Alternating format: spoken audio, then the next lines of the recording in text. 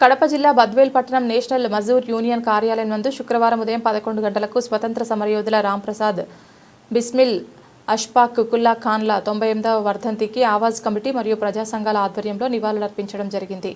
ఈ సందర్భంగా ముఖ్య అతిథులుగా వచ్చేసిన ఆవాజ్ కమిటీ జిల్లా అధ్యక్షులు పి చాంద్ బాషా, ఆర్యవైశ్య సంఘం బద్వేల్ పట్టణ అధ్యక్షులు కొండపల్లి చిన్న సుబ్బారావు, మహానీయుల ఆశయ సాధన వ్యవస్థాపకులు బద్వేల్ గురుమూర్తి, బద్దల కళాపీఠం అధ్యక్షులు సాంబశివారెడ్డి మాట్లాడుతూ భారతదేశం బ్రిటిష్ పాలకుల కబంధ హస్తాల నుండి మాతృభూమిని విముక్తి చేయాలని తపన ఇరువురికి ఏర్పడింది.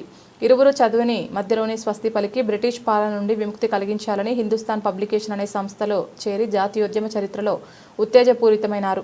భారత ప్రజలను పీడించి పన్నులు వసూలు చేసి ఆ ఖజానాను బ్రిటిష్ అధికారులు తమ దేశంను తీసుకుని వెళ్లేదాకా సిద్ధం కాక ఈ ఖజానా భారత ప్రజల నుండి పీడించి వసూలు చేశారని, ఇది భారత ప్రజలకే చెందాలని కొంతమంది విప్లవకారులు మొండిపట్టుపట్టారు. కాకోరి రైలు సంఘటన బిస్మిల్ నాయకత్వంలో జరిగింది.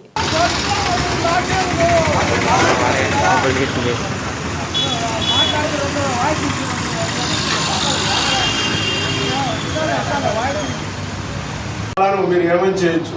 అందుకోసం మా చివరి కోరిక ఏంటంటే, ఈ మాతృభూమి ఒక పిడికడు మా శవంలో చుట్టుపెట్టి మీరు ఏమని చేసుకోండి అని చెప్పారు.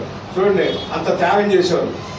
ఒక పిడికడి మట్టి అడిగారు. ఈ భారతదేశం పిడికడి మట్టి, ఎందుకంటే మీరు చంపిన తర్వాత మా శవాన్ని ఏమని చేయగలరు. అందుకోసం ఒక పిడికడి మట్టి మా ఏమని చేసుకొని మా శవ పెట్టుకలు పెట్టి మీరు ఏమని చేసుకోండి అని చెప్పి ఆ విధంగా కళాపేట చేయడం జరిగింది. దాని తర్వాత నేటి దినం వారికి ఉత్తరప్రదేశ్లో ఉరికమ్మం వేయడం జరిగింది. వాళ్ళిద్దరు చనిపోవడం జరిగింది. ఆ మహానుభావులకు మనం స్మరించుకోవాలి. ఇలాంటి త్యాగమూర్తులు భారతదేశంలో ఎంతోమంది త్యాగం చేశారు. వాళ్ళ త్యాగ ఫలమే ఈరోజు మనం స్వతంత్రంగా జీవిస్తున్నాం. ఇలాంటి త్యాగాలు చేసిన వారికి మనమందరం స్మరించుకోవాలి. ఇంకో విషయం ఉంటే, నేటి కాలంలో మనమందరం హిందూ, ముస్లిం, క్రైస్తవులు, సిక్కులు, జైనులు అందరూ ఏకమై ఇలాంటి కార్యక్రమాలు అప్పుడప్పుడు నిర్వహించాలి, ఇలాంటి సందర్భాలు నిర్వహించాలని చెప్పి కోరుకుంటూ ఈ అవకాశం ఇచ్చిన మీ అందరికీ ధన్యవాదాలు. ధన్యవాదాలు. అలాగే ఈ కార్యక్రమం గురించి మహానీయుల ఆర్యవైశ్య వర్తక సంఘం అధ్యక్షులు, అలాగే యోగి వేమన యూనివర్సిటీ పాలక మండలి సభ్యులైనటువంటి గౌరవనీయులు కొండపల్లి సుబ్బారావును క్లుప్తంగా మాట్లాడాల్సిందిగా కోరుతున్నాను. అందరికీ నమస్కారం. ఇటువంటి ప్రోగ్రాంలు మనోళ్ళు మదివి పెట్టుకొని ఈ నడమ ప్రతి సంవత్సరం చేస్తున్న సోదరుడికి, ఈ సోదరుడికి కూడా నా ధన్యవాదాలు. ఎందుకంటే మనం ఎన్నో పనుల మీద ఉంటాం, కానీ పలానా రోజు ఇది పలానా రోజు అంటే అది అరేంజ్ చేసి ఫోన్లు చేసి వీళ్ళు పిలిపేయడం అని చెప్పడం వల్ల వీరికి నేను మనస్ఫూర్తిగా ధన్యవాదాలు తెలుపుకుంటాను. నాకు ఆరోగ్యరీత ఆపరేషన్ చేసుకున్నా కిట్టి కూడా చెప్పలేను. ఒక సెకండ్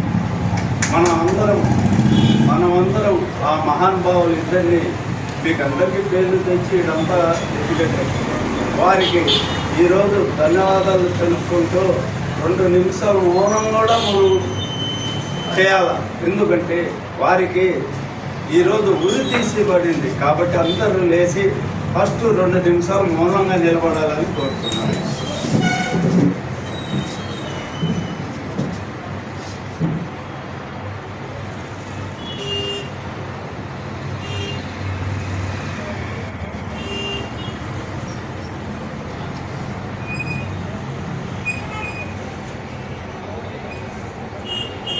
జోహార్ అమరవీరులకు, జోహార్ అమరవీరులకు.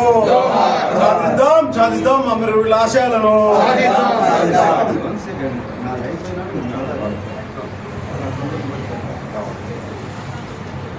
ఇప్పుడు వారి ఇద్దరి ఆత్మలే కాకుండా ఆ రోజు ఇంకొక వ్యక్తి కూడా ఉరి తీశారు. అతను కూడా హిందువే, కానీ అది అతన్ని గుర్తింపు రాలే. వీళ్ళు 7 మంది బ్యాచ్. మెయిన్ వాళ్ళలో తప్పించుకొని వెళ్ళిపోయారు, 3 దొరికారు. మెయిన్గా వీళ్ళిద్దరు.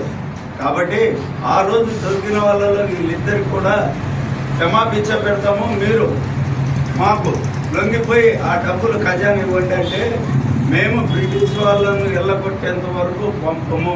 ఎందుకు పంపమంటే ఈ డబ్బు మొత్తం భారతీయులే, ఇది అందరికీ చెందుబాటు కావాలి కాబట్టి డిస్పాచ్ చేశాము, మీరు మమ్మల్ని నిర్ణయం చేసుకోండి అన్నారు. సరే, వాళ్ళ ఐక్యమత్యం ఎందుకు ఉందంటే ఆనాడు ఒక నాయకుడు ఇంత సుశాలమైన భారతదేశాన్ని విడిగొట్టేదానికి ఒక కుల మతంతో ఇలా తీసి ఆ పెద్ద మనిషి పాకిస్తాన్ చేస్తాం, హిందుస్థాన్ వేరు చేస్తామని ఆ నెహ్రూతో ఆలోచపడి ఈ నెహ్రూ గారు కూడా తప్పు చేశాడు. ఆ బుద్ధు వాళ్ళకు డివైడ్ దాంట్లో చెప్తున్నా మా కులమైన కానీ గాంధీ గారు కూడా తల ఉంచాడు. అయితే గాంధీ గారు ఒకటి చెప్పారు, మీరు ప్రెసిడెంట్గానే ఉండండి, నెహ్రూ వద్దు, నువ్వు ఈ ఐక్యతగా ఉండడం ఈ దేశాన్ని చీల్చమంటే లేదు, నా ముస్లిం కంట్రీ నాకు కావాలా, జిన్నా గారు నేను వెళ్ళిపోతానని ఈ దేశాన్ని భారతదేశం చీల్చారు. చాలా సంతోషం జరిగిపోయేది. ఆ పొద్దు 40 లక్షల మంది హిందువులు ఇక్కడికి వస్తుంటే వాళ్ళని చంపేశారు, వాళ్ళలో ముస్లిం కూడా చనిపోయారు. ఇట్లా జరిగింది. ఈ పొద్దు భారతదేశం అనేది మళ్ళీ ఐక్యమత్యంతో వస్తుంటే ఇప్పుడు కొందరు నాయకులు వాళ్ళ స్వార్థం కోసము వీళ్ళని కూడా డివైడ్ చేయాలని డివైడ్ ఆఫ్ రూల్ అనేది బ్రిటిష్ వాళ్ళు పెట్టింది, ఆ రూల్ పాటిస్తున్నారు.